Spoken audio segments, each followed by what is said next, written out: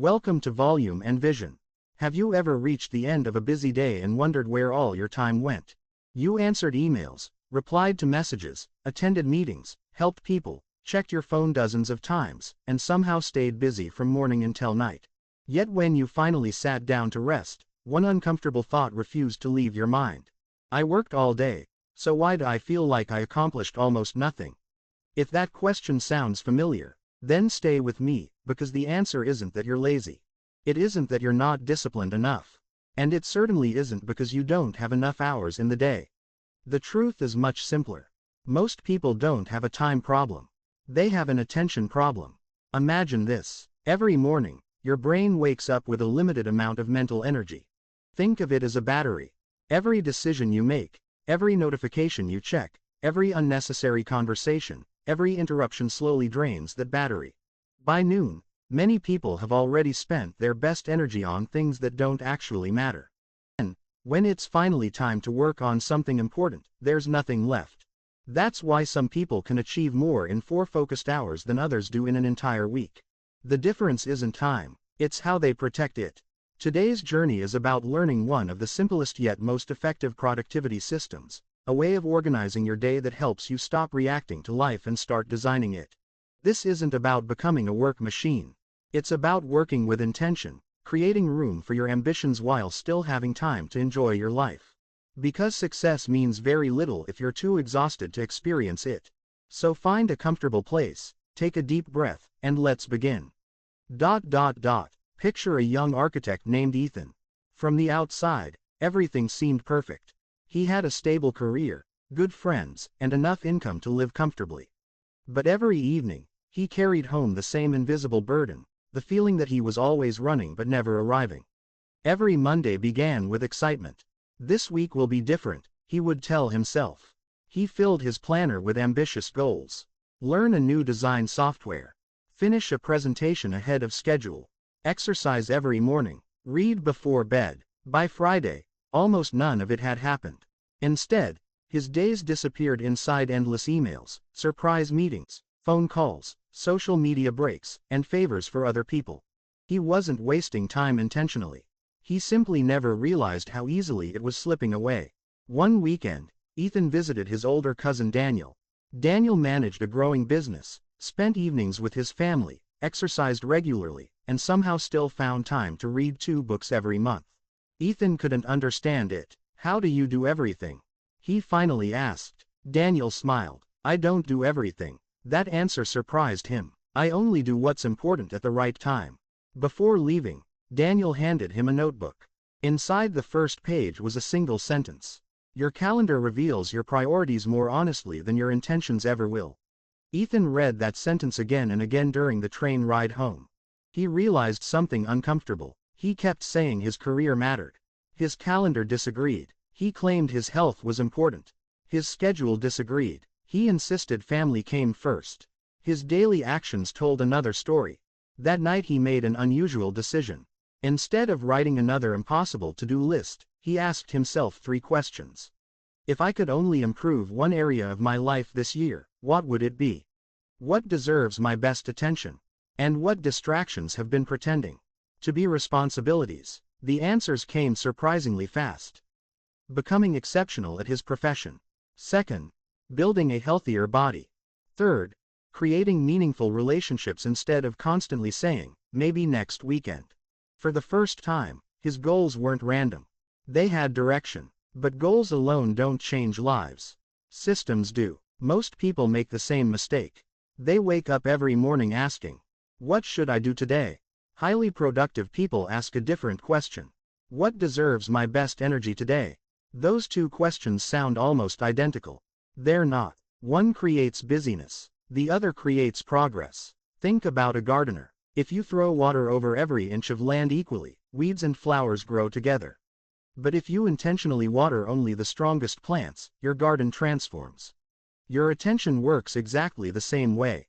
Every time you say yes to something unimportant, you're silently saying no to something that could change your future. That's why one of the most powerful words in the English language isn't success. No. Unfortunately, many people are terrified of using it. Why? Because we want to be helpful. We don't want people to think we're rude. We don't want to disappoint our colleagues. We don't want friends to feel rejected. So we keep saying yes. Until one day we realize we've become the supporting character in everyone else's story while completely ignoring our own. Ethan understood this lesson sooner than expected. A few days later, one of his coworkers approached him. "Could you finish these reports for me? I've got a lot going on." Normally, Ethan would have agreed instantly. He always did, even if it meant staying late. Even if it meant postponing his own deadlines.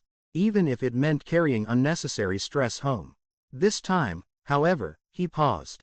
Not because he wanted to be selfish, but because he finally understood something important. Being kind doesn't require sacrificing your priorities every single time. He smiled politely. "I'd really like to help, but I have an important deadline today. Maybe another time." For a brief moment, the room felt awkward. His coworker looked disappointed. Ethan wondered if he'd made the wrong choice. But then something unexpected happened. Nothing. The world didn't collapse. Nobody got angry. His coworker simply asked someone else. And Ethan finished his own project before sunset for the first time in months. Walking home that evening felt different. Not because his workload had become easier, but because he had finally protected something priceless.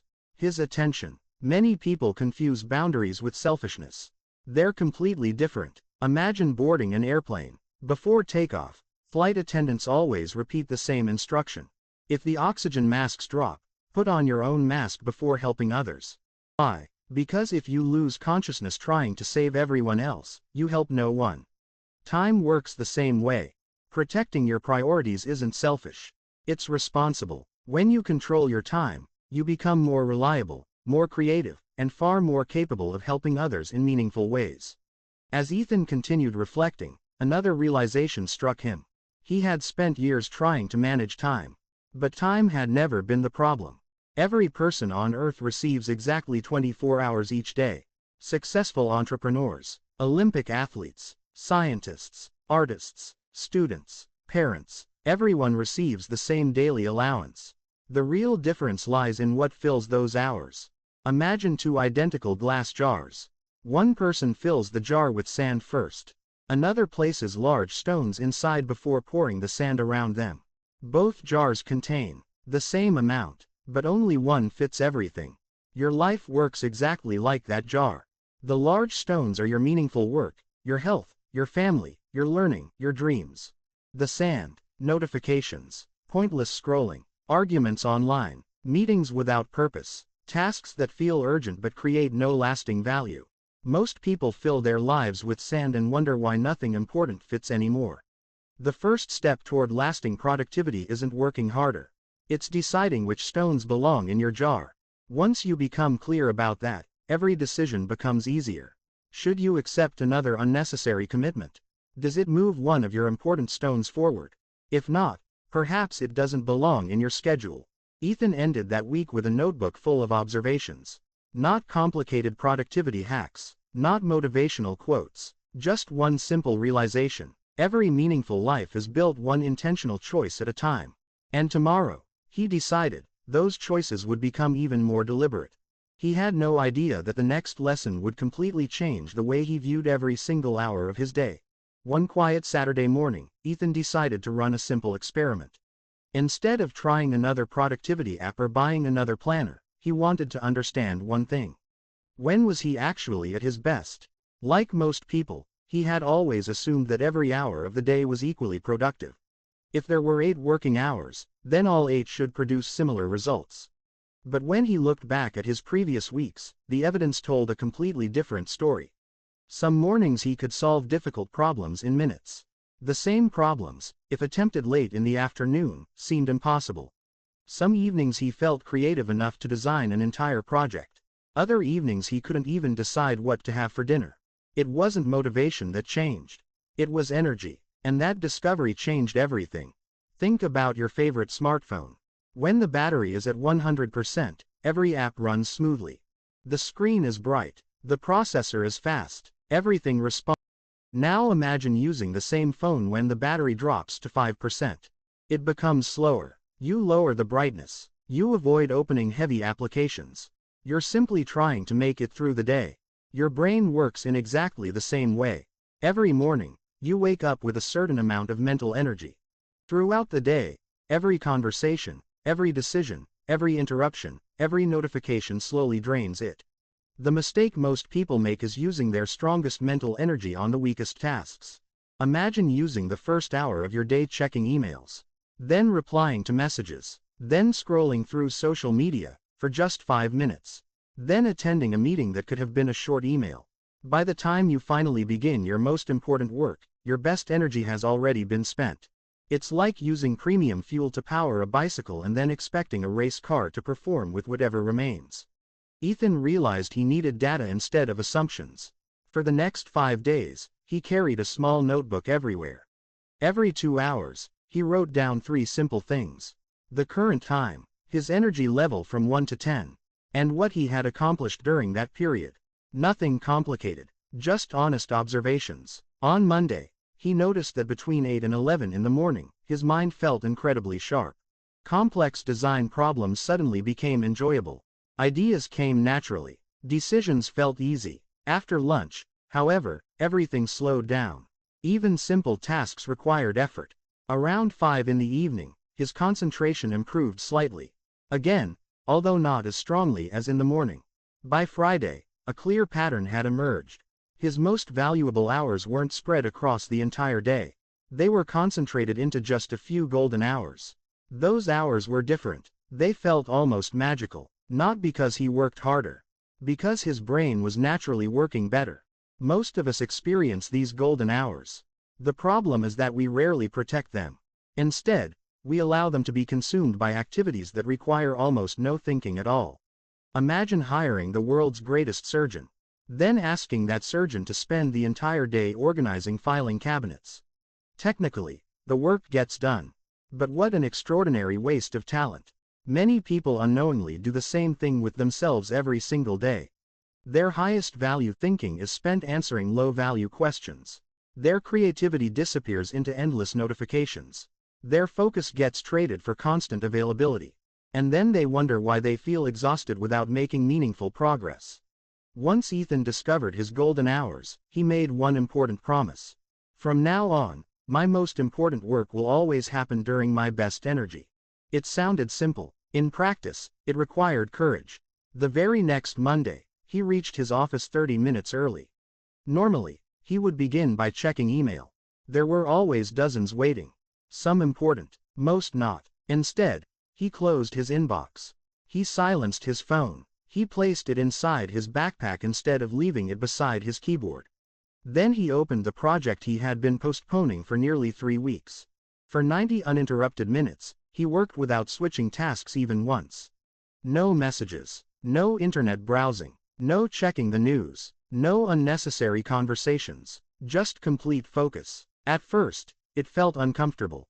His hand almost reached for his phone automatically. His mind kept whispering, what if someone needs you?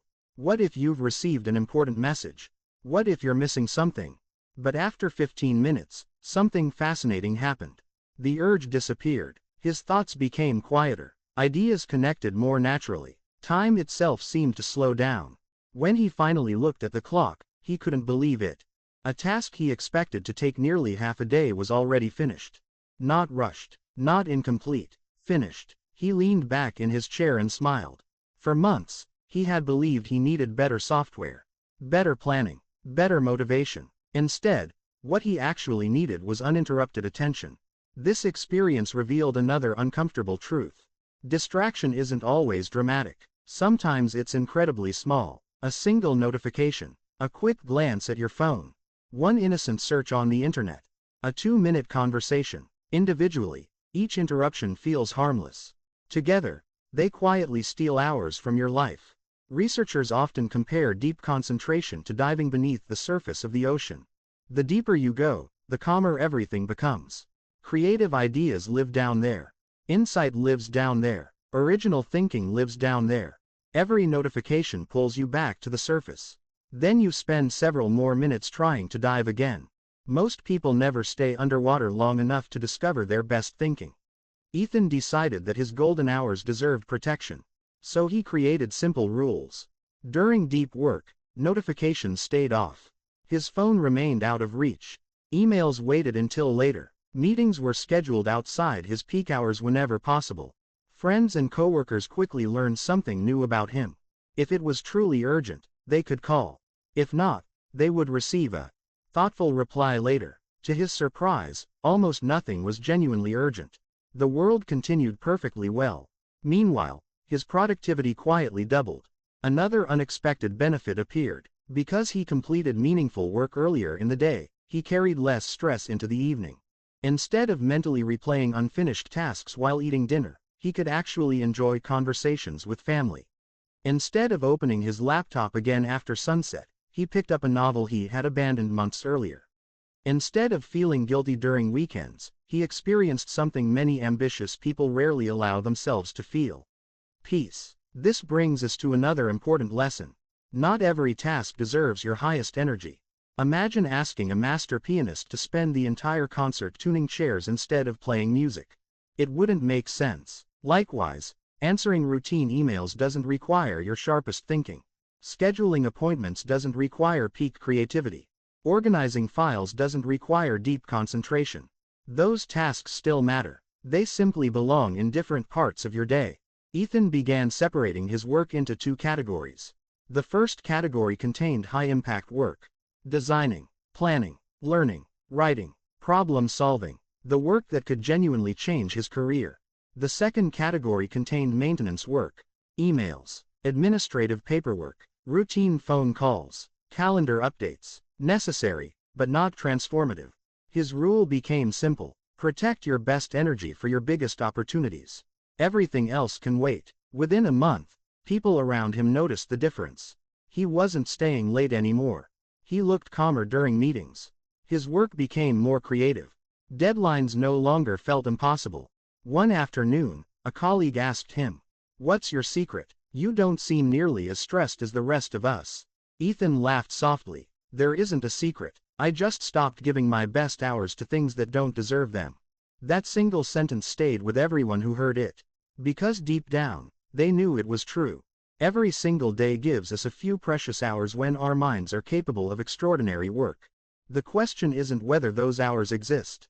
The question is whether we'll spend them creating something meaningful, or surrender them to distractions we'll barely remember tomorrow. The biggest obstacle to productivity isn't usually a lack of knowledge.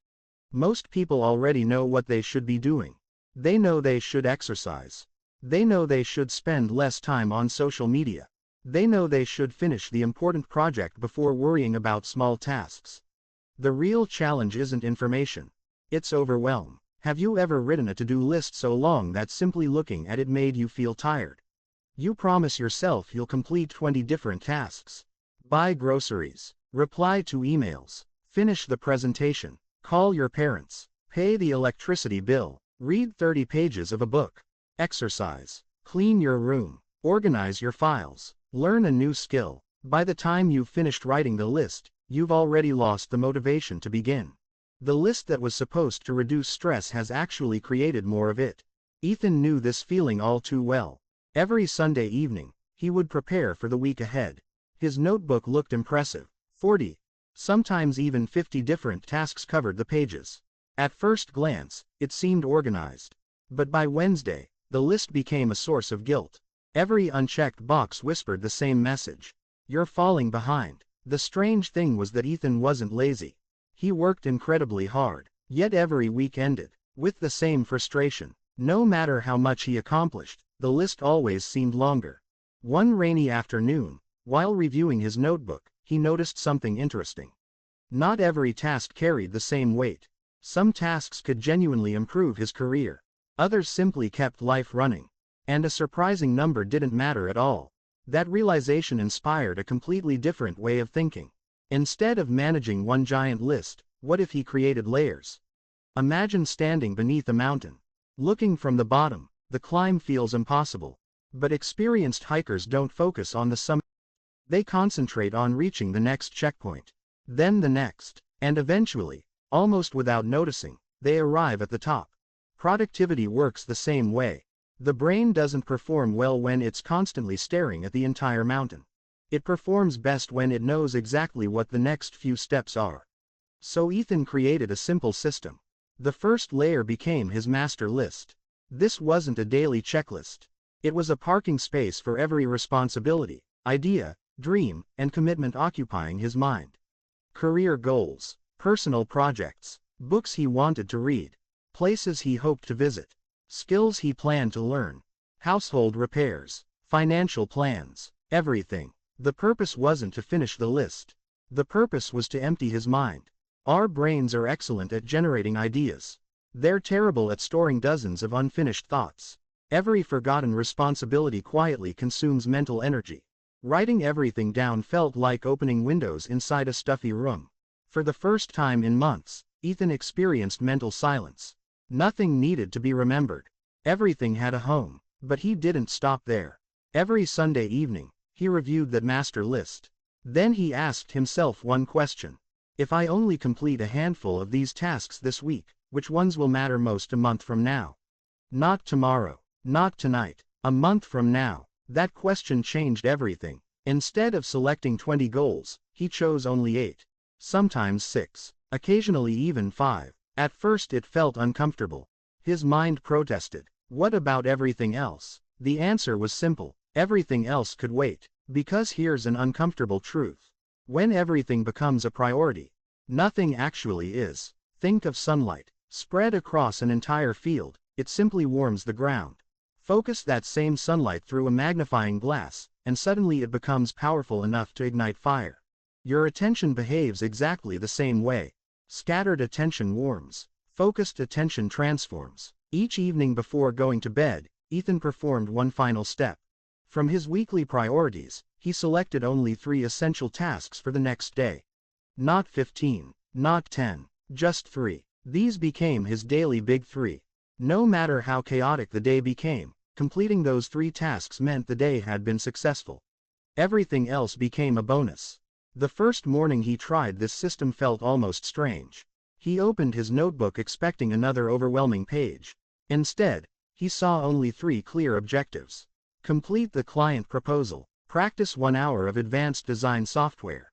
Call his father. That was it. His mind felt lighter. There was no confusion, no endless decision-making, no wondering what to do next. Every moment had direction. By lunchtime, he had already completed the proposal. Normally, he would have jumped randomly between unfinished tasks. Instead, he calmly moved to the second priority. By evening, all 3 were complete. It wasn't the busiest day of his life. It was simply one of the most satisfying. For the first time in years, productivity didn't feel like survival. It felt intentional. This system taught Ethan another valuable lesson. Completion creates momentum. Imagine pushing a heavy train. The hardest part isn't keeping it moving. It's getting it moving in the first place. The same thing happens with motivation. Every completed task sends a quiet signal to your brain. I finish what I start. That belief grows stronger every day. On the other hand, constantly carrying unfinished work sends the opposite message. I'm always behind. Over time, that belief becomes exhausting. Ethan discovered that confidence wasn't built by completing dozens of random activities. It was built by consistently finishing the things that mattered most. As weeks passed, another surprising pattern appeared. Some tasks stayed on his master list month after month. Not because they were difficult. Because they weren't actually important. One Saturday afternoon, he stared at several items that had been ignored for nearly 6 months. Reorganize old computer files. Redesign a personal website nobody visited. Sort through boxes stored in the garage. Learn another editing software he didn't currently need. He smiled. For months, these tasks had quietly occupied mental space. Yet nothing bad had happened because they remained unfinished. That's when he asked himself another powerful question. If this disappeared forever, would my life become worse? For many items, the honest answer was no, so he crossed them out. Not postponed, deleted. At first, it felt almost wrong. We're often taught that productive people finish everything. But truly effective people understand something different. Sometimes the smartest decision isn't doing a task. It's removing it entirely. Every unnecessary commitment you eliminate creates space for something meaningful. Imagine carrying a backpack during a long hike. Each unnecessary item may weigh only a little. But after several hours, even small weights become exhausting. Your schedule works exactly the same way. Tiny commitments, small favors, pointless obligations. Individually, they seem harmless. Together, they drain your energy before you ever reach your real goals. Ethan became ruthless, not with people, but with unnecessary complexity. He simplified meetings, simplified routines, simplified decisions. Even his mornings became predictable. Wake up, drink water, exercise, breakfast, deep work, no endless choices, because every decision you avoid saves energy for decisions that truly matter. The more he simplified, the more freedom he discovered. Ironically, structure wasn't limiting his life. It was creating room for it. One evening, while walking home beneath the golden light of sunset, Ethan realized something remarkable. Months earlier, he believed productivity meant squeezing more work into every hour. Now he understood the opposite. Real productivity is creating enough space to focus completely on what matters, and having the courage to let everything else go. But even with clearer priorities, protected focus, and a simplified system, another invisible force was still quietly stealing his attention every single day. It wasn't poor planning, it wasn't procrastination, it was something far more subtle: the environment surrounding him. There is another truth about productivity that most people discover far too late. Your environment is making decisions for you before you even realize you're making them. Think about it for a moment. Have you ever picked up your phone just to check the time, and somehow ended up scrolling for 20 minutes? Or walked into the kitchen for a glass of water and opened the refrigerator even though you weren't hungry? You didn't consciously plan to do those things. Your surroundings quietly pulled you toward them. That's the hidden power of environment. It shapes your behavior long before willpower has a chance to step in. Most people spend years trying to become more disciplined without ever realizing that discipline becomes much easier when your environment works with you instead of against you. Ethan experienced this lesson on an ordinary Wednesday evening. He sat down at his desk, determined to finish an important proposal before the end of the night. He had coffee beside him. His notebook was open. His laptop was ready. Everything seemed perfect. Yet within 10 minutes, he had already checked his phone 3 times. He had answered 2 unnecessary messages, opened a news website, watched a short video, and completely forgotten what he was supposed to be working on. Frustrated, he pushed his chair back and looked around the room. For the first time, he wasn't paying attention to the work. He was paying attention to the workspace. His desk was covered with random papers, old coffee cups, sticky notes that no longer mattered, charging cables tangled together, a tablet, headphones, books stacked on top of one another. There wasn't a single object on the desk encouraging focus. Every item seemed to compete for his attention. That night he asked himself a simple question. What if productivity isn't only about managing time? What if it's also about managing space? The following weekend, he decided to redesign his environment. Not by buying expensive furniture.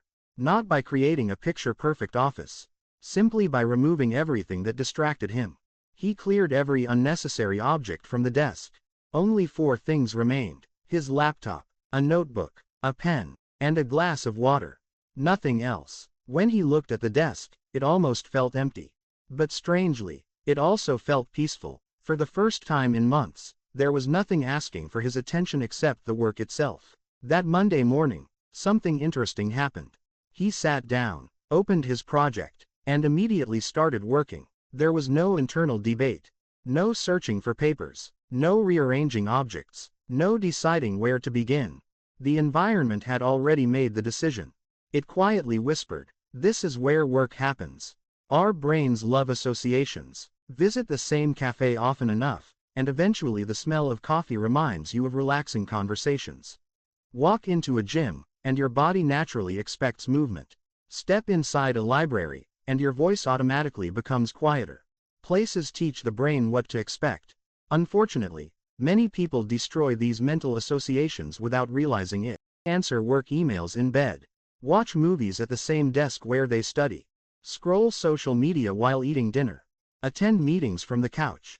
Slowly, every place begins to mean everything. And when every place means everything, no place helps you focus. Ethan decided to create clear boundaries. He transformed one small corner of his apartment into what he called his focus zone. It wasn't large, just a desk near a window. But one simple rule changed everything. Only meaningful work could happen there. No entertainment, no endless scrolling, no gaming, no casual browsing. If he sat in that chair, his brain understood exactly what was expected. At first, it felt artificial. But after several weeks, something remarkable happened.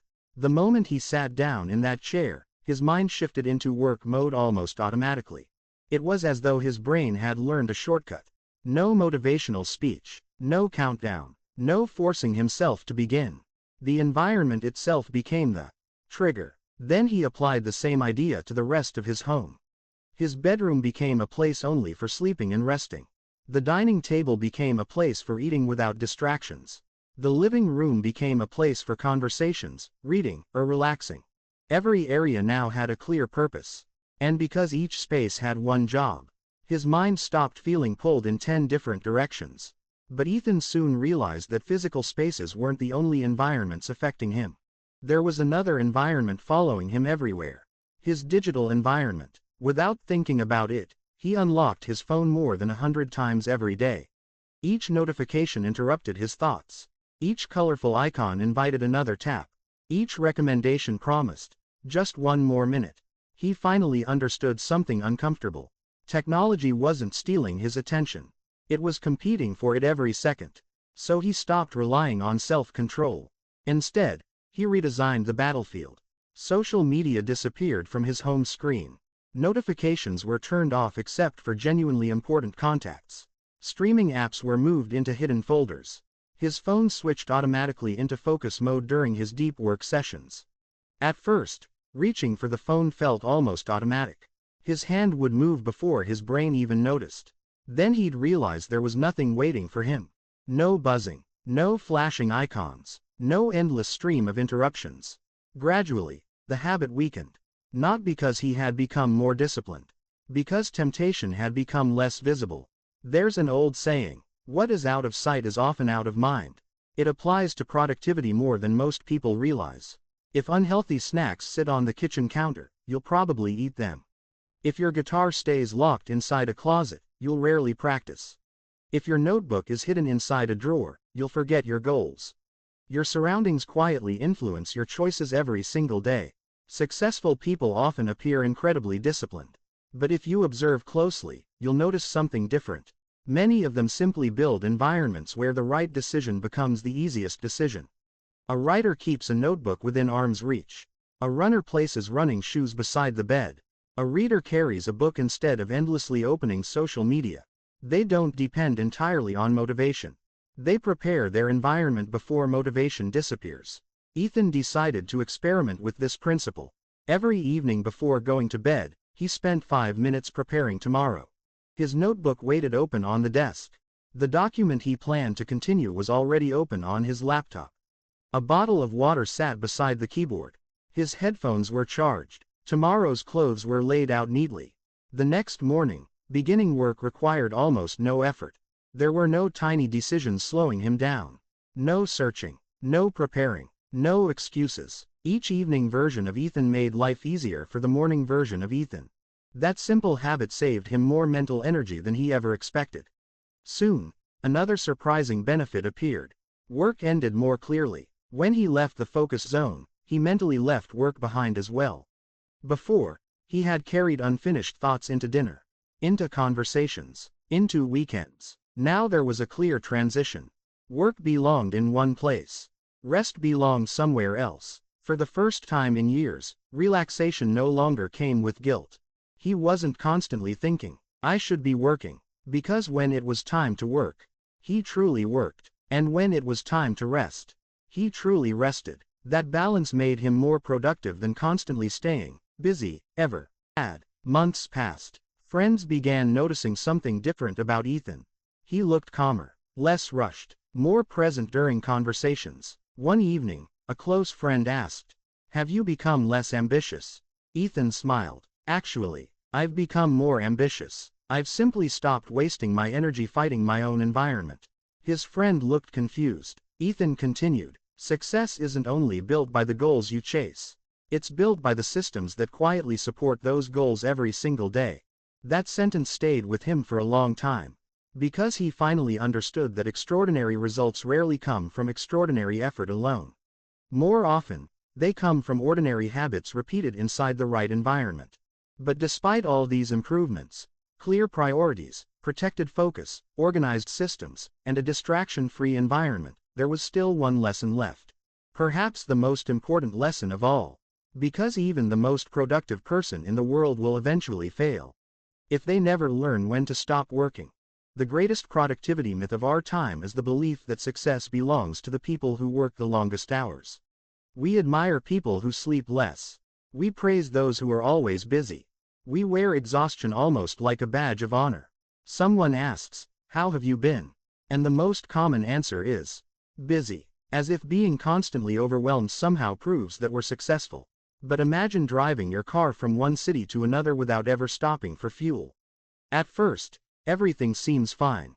The engine runs smoothly. The road feels exciting. You make great progress. Then, little by little, the fuel gauge begins to fall.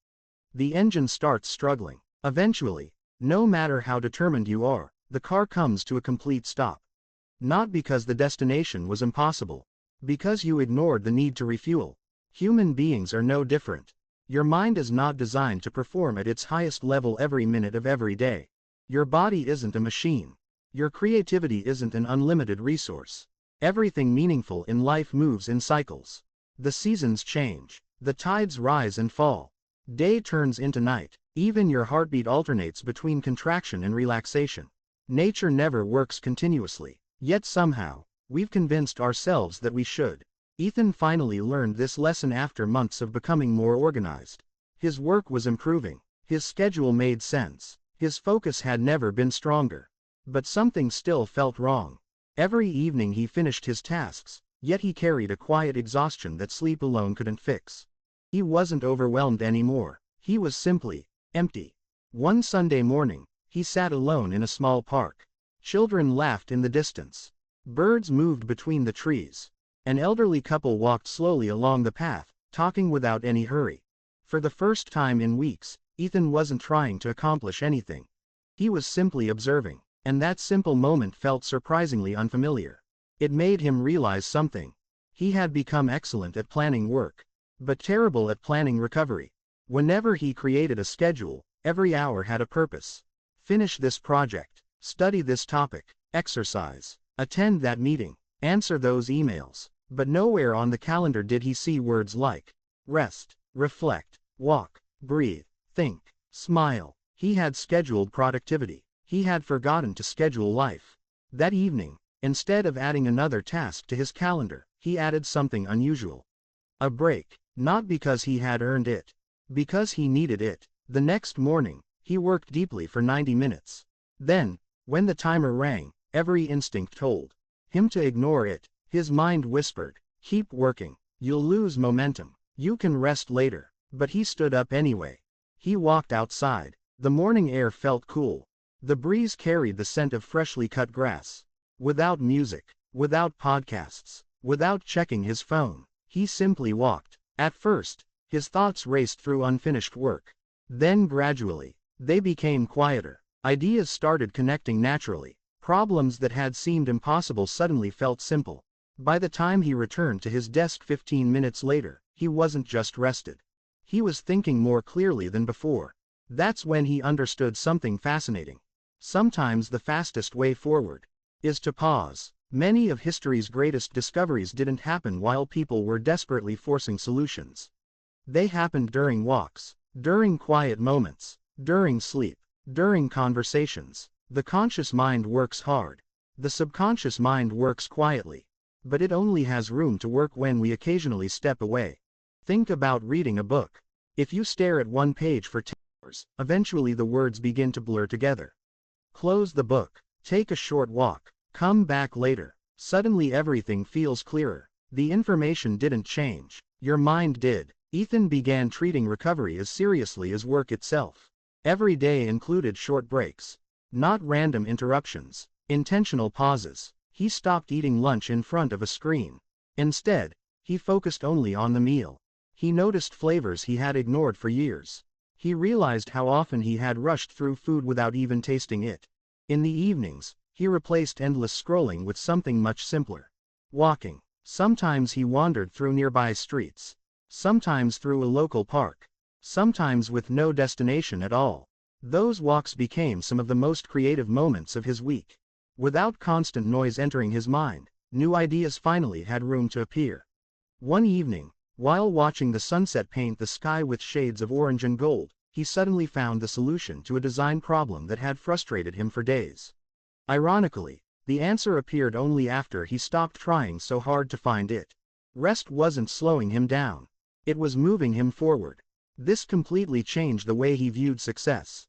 He no longer measured a day by how exhausted he felt.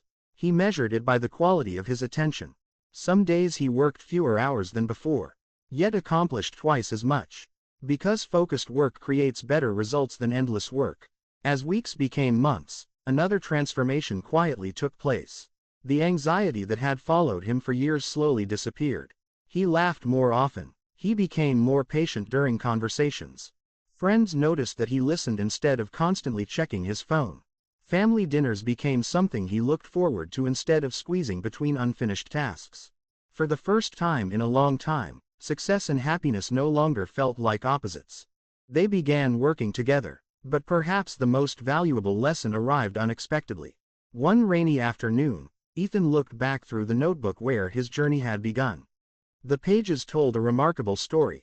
The first entries were filled with impossible schedules, long task lists, frustration, self-criticism. Every page reflected someone trying to control life through sheer effort. The final pages looked completely different. There were fewer tasks, more clarity, short reflections, simple goals, moments of gratitude. Instead of writing, "I need to do more," he now wrote, "I need to do what matters." He smiled as he realized something profound. None of the changes had happened overnight. There was no magical morning when he suddenly became disciplined. No secret productivity trick. No revolutionary app. No perfect planner. His transformation came from hundreds of small decisions repeated consistently. Choosing one important task over 10 meaningless ones. Protecting his best hours. Creating an environment that encouraged focus. Saying no without guilt. Taking breaks before burnout. Accepting that perfection was never the goal. Consistency was. Life, after all, is unpredictable. Some mornings you'll wake up full of energy. Other mornings, everything will feel heavier. Some weeks you'll accomplish extraordinary things. Other weeks, simply showing up will be enough. And that's perfectly okay. The people who succeed in the long run aren't those who perform perfectly every single day.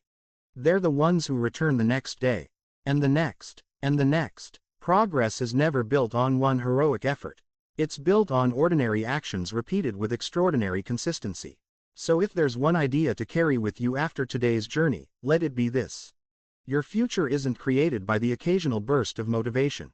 It's created by the quiet choices you make when nobody is watching. Protect your time. Guard your attention. Respect your energy. Create systems that make success easier. Give yourself permission to rest without guilt. And remember that the goal isn't to fill every hour of your day. The goal is to fill your life with work that matters, relationships that inspire you, moments that recharge you, and enough space to truly enjoy the life you're building.